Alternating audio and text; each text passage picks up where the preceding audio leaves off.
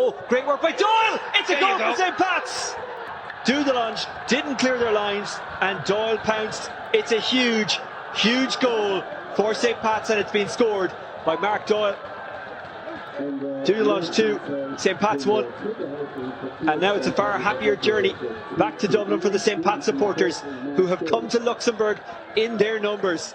That is the moment Mark Doyle scored a very, very big goal for St. Patrick's Athletic in Europe, as they, well, I'll phrase this kind of strangely, claimed a 2-1 defeat away to Dudelange in the Europa Conference League first qualifying round, first leg away in Luxembourg. We had the game live on LOI TV. I was joined in commentary by Keith Treacy, formerly of St. Pat's, and the Republic of Ireland. But of course, we did the game from where I'm talking to you now, the Croke Park Hotel. It was a strange setup, but look, at least you got to watch the game. If you were a St. Pat's supporter, that's all you wanted. And you have no idea how hard Jamie Moore and St. Pat's worked to get that stream. This is the ExtraTime.com League of Ireland Voice Notes podcast. It's a European special. We look back on Shamrock Rovers' 1-0 defeat last night in the Champions League. We look ahead to Dundalk and Derry's games tonight as you listen, but tomorrow night as we talk. But first, Keith, St. Pat's with a 2-1 defeat against Dudelange of Luxembourg in Luxembourg. What did you make of the performance from St. Pat's? What are your thoughts on the game? I thought the game was... I thought Dudelange were a better team, which was a little bit surprising considering that they're out of season at the minute. They're just geared them back up to their season starting now. So I thought Pats would try and start with a high tempo, but look, it's a double-edged sword. You know, you go away from Europe, you do want to keep it tight, you want to keep it compact, but you also want to find out what the other team have in their locker. So I thought Pats were a little bit tentative at the start, and Dudelange just grew into the game and got better and better. And look, it was competitive, but I always thought Dudelange were quite comfortable in the game. They had 8 shots on target. Linus was making a couple of decent saves, looked very dangerous on the wings. And of course, Hadji through the middle was always a big danger. But look, I don't think Pats played too well in the final third. I didn't think they clicked whatsoever. But to come away after not playing well with a 2-1 defeat and the game still in the balance against Dudelange, who, look, a lot of people on the face of it are saying Pats should go and beat Dudelange, but believe me, Dudelange are a decent team at this level. They're not used to losing games of football, so it will be difficult to overturn them in Inchicore next week, but it's still alive anyway. That's the main thing. And to ram home your point about Dudelange being decent, they've won the league 16 times in recent years, and in the last couple of years, they've reached the Europa League group stages twice. So that tells you something about their pedigree. You mentioned there that St. Pat's were poor in the final third. Why was that? What do you put that down to? Well, I think Conor Carty was quite isolated at times. Dudelange had 3 centre backs, and when Pats did go long at times, it was 3v1. And even if Conor Carty could win the ball, he was still getting outnumbered when he did win possession. So everything was a fighting ball. Even set pieces coming into the box. Jake Mulroney, didn't have one of his better days in terms of set pieces. There's 1 or 2 where he could have put the ball at the back stick, but he tries to whip it to the near post. And these are just little basics of football. You can get something from nothing if you put the ball into the right areas. If you miss the ball at the near post, you're cutting off all your options of getting something out or something that you shouldn't. So just little things that Pats can do a little bit better. But look, I think John Daly will be saying to them, lads, you haven't really turned up today, but you have only been beat 2-1. Should he have changed the formation a bit earlier? Because it was painfully apparent to us, granted watching from back at home in Dublin, that Carty was isolated and Pats just weren't making an impact in the final third. Yeah, it can be difficult. These games are so tight, and when you're on the side of the pitch, you don't want to do anything that could throw the game even heavier into Dudelange's favour. So it wasn't working from a Pat's point of view. Conor Carty was isolated. I'd like to see Owen Doyle come on just for his hold-up play. He's very, very good at keeping getting the ball into him and bringing players into play. But for me, Pats won the ball once or twice. They'd get the ball to Chris Forrester, but Dudelange were very, very quick in recovering. So Pats didn't go and hurt them straight away. I imagine that they will risk the ball an awful lot more on Thursday in Inchicore. So I think we'll have a much better game on Thursday. It'll be a different feel to it. But like I say, John Daly would just be reiterating to his lads that you haven't turned up today and they've only just betches. Let's talk about the Dudelange goals before we get on to Mark Doyle's goal, which could be a huge, huge goal. What did you make of those goals and how they were conceded? I thought it was a bit poor, the defending, especially for the second goal. I think it's David Norman Jr. is 1v1, and look, the boy has an awful lot of pace, but when he goes down the line, you're thinking you need to just, you can foul, you can put a bit of pressure on people, you can push them in the back without fouling them. He doesn't get enough contact on him, and look, it's a decent finish by the boy. Linus would probably like to have another chance of saving. They could probably do a little bit better, but they were left in 1v1 situations all over the pitch that they shouldn't have been exposed to. But look, I think Pats will be an awful lot better next week. I think they went a little bit into the unknown today. They weren't sure what type of team Dudelange were, how they were going to play. So they've had a taste of their power now. They know what they're going to get next week. And like I say, I expect Pats to be an awful lot better.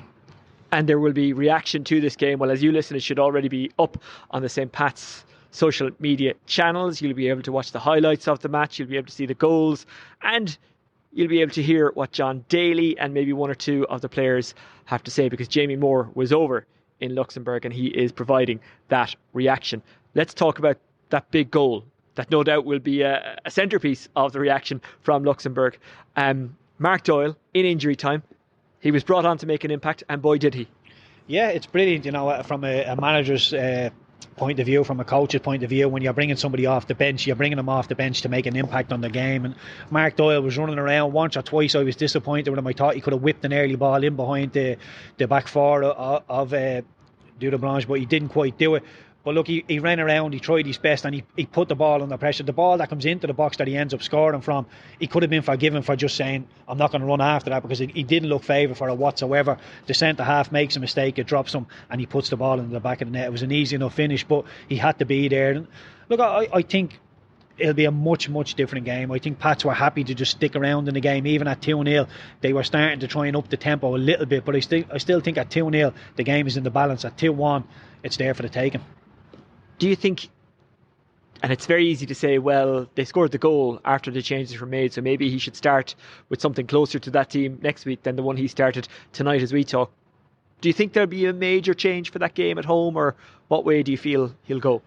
I'm not sure. I think he might go two up front. I think if Conor Carty retains his place, you might see Tom Lonergan and Doyle up there. I do think it'd be a better option to see two up there, because it will occupy their two centre halves. Their two wing backs are very, very quick at recovering. So if you can get the ball up to an Owen Doyle, a Tom Lonergan, and secure it, you have the numbers up there. So look, don't get isolated. But like I say, Pats will throw a few more punches next week. They're at home next week. The impetus will be on them to up the tempo.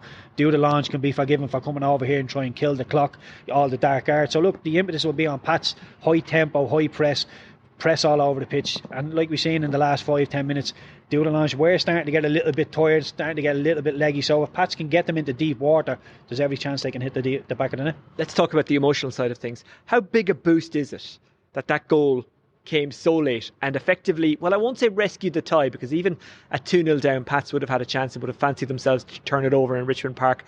But ultimately, the job is now easier. And I think as well, when you score that late, when you haven't played that well away from home in such a big game, when there's such pressure on you, it does give you something extra. It does give you a boost. Yeah, look, from a Pats point of view, it's a totally different feel to the game. They would have felt in the game they didn't play well. They had the lion's share of possession, although I don't think there was a lot in it, a couple of percent here or there. But Dudelange with a better team in the final third. I thought you were winning the midfield battle. But Pats are coming away with just a 2-1 defeat. And like I say, John Daly will just keep saying, lads, we won't play that badly in Inchicore. We will be an awful lot better in Inchicore. So Dudelange will have to raise their game again. Can they do it? Like, this is only their second game now in their build up the pre-season, their second competitive game. So, like I say, I think Pats will just keep the tempo high, keep the ball in play, keep turning the screw, and see what sort of change they can get out of defenders. And how important is it that a number of St. Pat's players now have a game in Europe under their belt? Jake Mulroney had never played in Europe before. He had played in the CONCACAF Champions League, but it's a very different thing. Dean Linus, old as he is in a footballer's sense, had never played in Europe. There was others as well who I just can't think of now, but there was a good few of them. So how important is it that they now have that experience?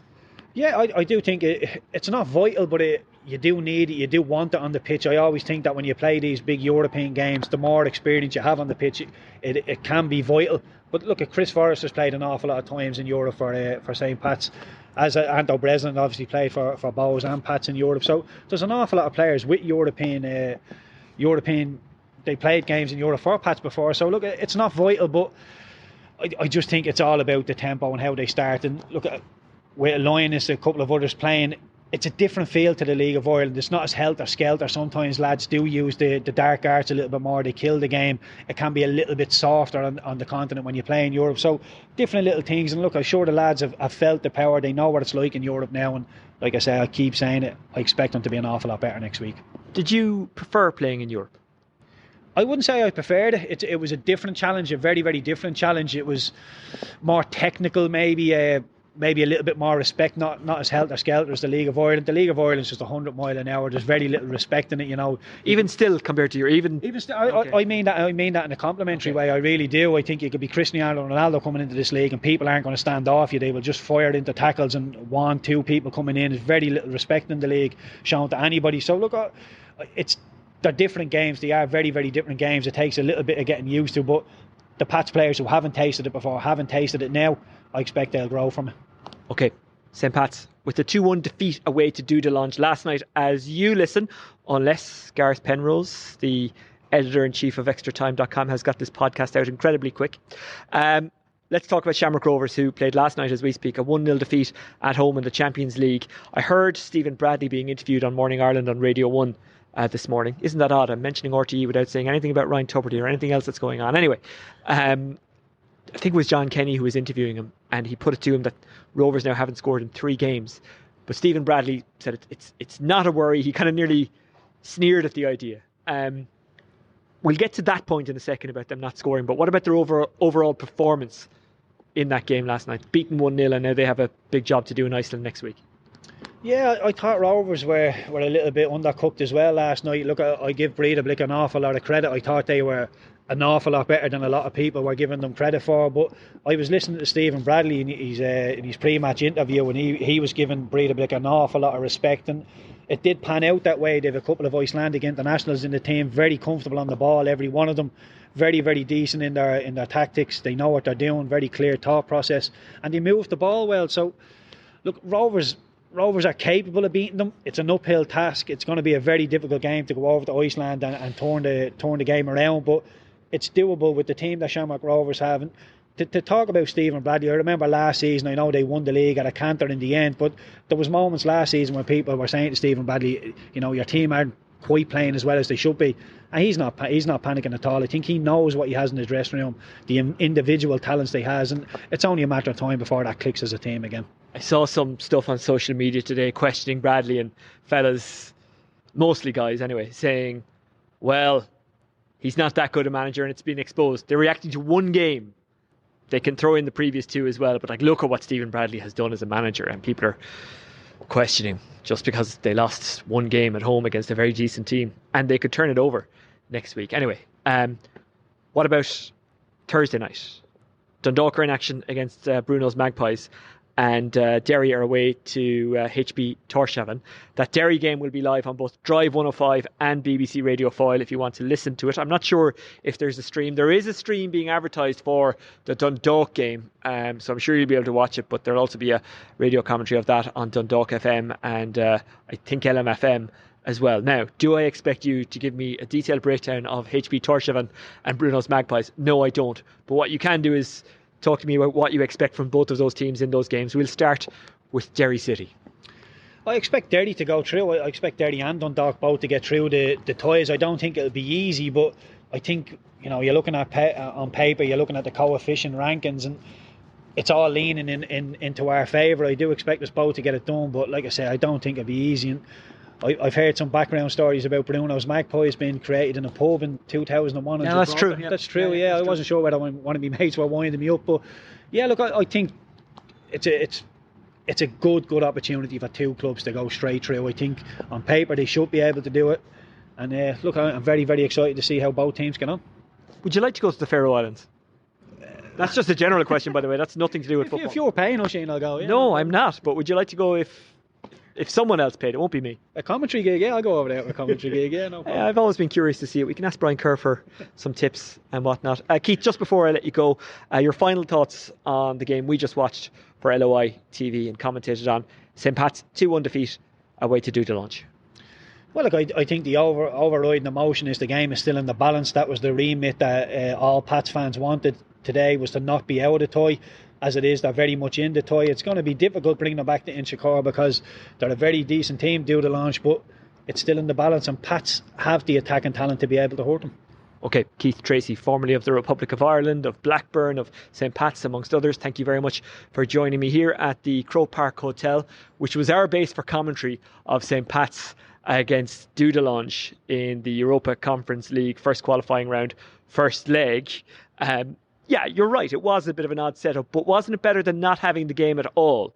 It was either do it this way or not do it at all. And that's it from myself and Keith. As always, you can send us your messages and correspondence via @ExtraTimeNews, or you can get me on @Oisin Langan. There is a couple of games on Friday night and over the weekend, big games as well. And of course, the Republic of Ireland are at the World Cup and they're preparing for the World Cup, and we wish them well. Keith, I bet you can't wait for this. Like a World Cup is just such a special thing, and I remember Italia 90 and USA 94 as a kid, and then as I was a little bit older, Saipan kind of spoiling 2002 a little bit, but it was still great. And then, you know, Euro 2016, Euro 2012 tournaments are just great, and it's just I'm just really looking forward to it. I'm really excited about it. I can't wait, Oisin. I have two young girls at home, a 14-year-old and a 12-year-old, and they've very, very little interest in football, what I do in terms of football. But now that the women have qualified for the World Cup, they are taking an interest. And look, I hope the girls go over there. They play Australia on the 20th. It's going to be very, very difficult to get out of that group. But look, I think they've done really well to get where they are. And I'm really eager to see the next generation that they inspire, because like you say, when you list off the men's team, how well they did back in the day, that's what inspired me to want to be a footballer. So I'm sure there's young girls all over the country that will watch this World Cup, and we'll reap the benefits of a couple of years down the road. Yeah, and hopefully we do take advantage of it, because as a country, and the FAI, which was a very different organisation back in 1994, Euro 88, they didn't take advantage of it. So hopefully now this FAI, which is doing an awful lot of good things and recovering from the mess it was a couple of years ago, and there are genuine people working very hard. Hopefully they can jump on this wave and let the momentum carry sport in this country, particularly women's football, forward. That's it from Keith and I here at the Croke Park Hotel. I hope you enjoyed the commentary if you watched it last night as you listen. It was a bit of an odd experience commentating on a match through basically a Zoom call. And I don't mean audio-wise, I mean we were watching a Zoom call and commentating on it.